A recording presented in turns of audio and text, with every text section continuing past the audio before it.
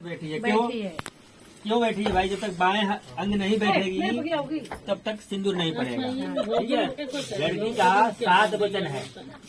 कहती है कि भाई समाज में और जिंदगी को चलाने के लिए, गाड़ी को चलाने के लिए 2 पहिए की जरूरत होती है, ऐसे ही पति पत्नी के रिश्ते को चलाने के लिए 2 पहिए की जरूरत होती है।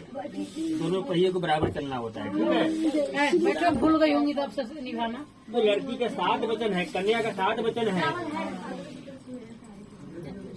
उस 7 वचन लड़कियों को आपको पालन करना है। ठीक है।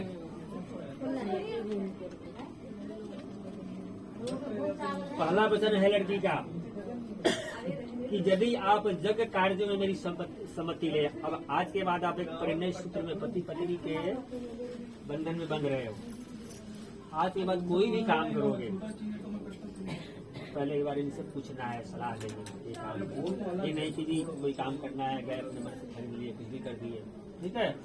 अब एक बार पति पत्नी को, रिश्ते को चलाना है, जिंदगी की गाड़ी को, तो दोनों आदमी की राय सलाह से चलती है। कोई भी काम करोगे आज के बाद इनसे एक बार पूछना है। ठीक है। कोई भी सामान आप किसी को, दूसरा वचन है, कोई भी सामान आपको किसी को देते हो, किसी को देना है, या किसी को दान देना है, या किसी को कुछ भी धर्म के नाम पर देना है, फिर भी इसमें इनका राय लेंगे। ठीक है। तीसरा वचन है 3 अवस्थाओं में पालन करना। आदमी का हाँ कहवाइए। कहा तो रहे ना, मंजूर है ना भाई? मंजूर है ना आपको?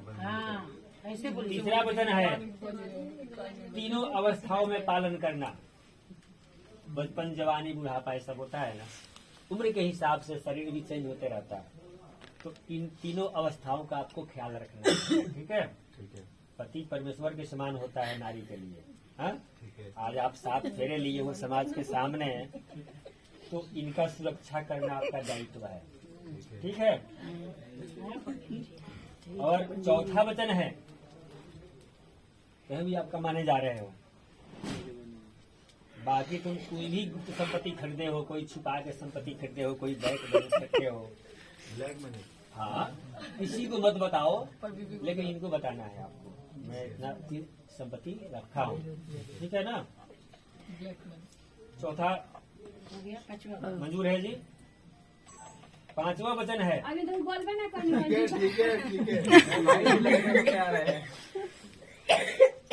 कोई भी धन संपत्ति बेचने या खरीदने के समय में इनसे एक बार सलाह लेनी है आपसे। ठीक है। 6वां वचन है, अपने भारतवर्ष में कितनी ऋतु होती है? 6। इसमें 6 लिखा हुआ है। बसंत आदि 6 ऋतुओं में मेरा पालन करेंगे। समय के अनुसार गर्मी हो गया, सर्दी हो गई, बरसात हो गई, हर चीज हो गया, इस सबको आपको ख्याल रखना है। ठीक है। आज के बाद आप परिणय सूत्र में बंध रहे हो। इनके सिवा किसी भी दूसरी स्त्री की तरफ आपको नहीं देखना है। नहीं देखना। ठीक है। मंजूर है ना? बाबा हम ना सुनिए। मतलब आज ये परिणय सूत्र में बनने जा रहे हैं, पति पत्नी के रूप में लोग जा रहे हैं। ठीक है। तो आज के बाद किसी भी पर नारी की तरफ नहीं देखेंगे। पर नारी हो या लड़की कोई भी हो, जो देखे होंगे उसके भूल जाएंगे। ये मतलब सोचना कि पंडित जी तो नारी के लिए बोला है। ठीक है। अभी तक जो देखे होंगे तो आज से भूल जाइए। तो आज के बाद किसी की तरफ देखना ही नहीं है आपको। गलत नजर से देखते तो सब हैं, लेकिन गलत नजर से नहीं देखनी। ठीक है। 7वां चीज है, सुनो 7वां देखिए, 7वां एक बहुत अहम बात है। स्त्री हर कुछ बर्दाश्त कर लेगी, लेकिन अगर सहेलियों के बीच में रहेगी, कोई गलती भी कर देगी, तो आप इनको उस बीच में नहीं डांटनी है, नहीं ताने मारनी है, न कोई मजाक उड़ानी है। ठीक है। न इनकी इंसल्ट करनी है। सहेलियों के बीच में रहेगी तो कुछ नहीं करना है। बेशक घर लाके उनको समझा देना, घर ले आके समझा देना, लेकिन समाज में सहेलियों के बीच में किसी का आज के बाद इनका अपमान नहीं करना। घर बुला के समझा देना प्यार से, ऐसा हमें सब नहीं करना है, लेकिन ताने नहीं मारनी है सहेलियों के बीच में। ठीक है। नहीं, मतलब किसी का इंसल्ट ही होगा एक तरह से, समाज के सामने इंसल्ट ही करना। ठीक है, तो ये चीज आपको नहीं करना है। ठीक है जी, सातों वचन आपने इनका उन्होंने मंजूर कर लिया। ठीक है, अब देखो, अब आपका वचन तो ये मंजूर कर लिए, लेकिन अब इनका कहना है कि इनके भी कुछ धर्म होते हैं, कुछ धर्म होते हैं, समाज होते हैं, घर परिवार होता है। तो ये कहते हैं आपको ये बाएं अंग तो बैठाएंगे, लेकिन इनका कहना है कि इनके भी कुल धर्म के, इनके समाज के अनुसार भी हमें भी 7 वचन इनको मतलब पूरा करना है आपको। ठीक है इनका, ठीक है। तो अब इनका पहला जो वचन है, इनका कहना है कि हमारे कुल धर्म का धारण करोगी।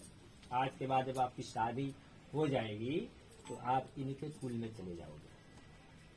ठीक है, आपके मैके में क्या होता है क्या नहीं होता है, आपको ये नहीं कहना है कि हमारे मैके में कैसे होता है, नहीं, अब इस चीज को भूल जाओ।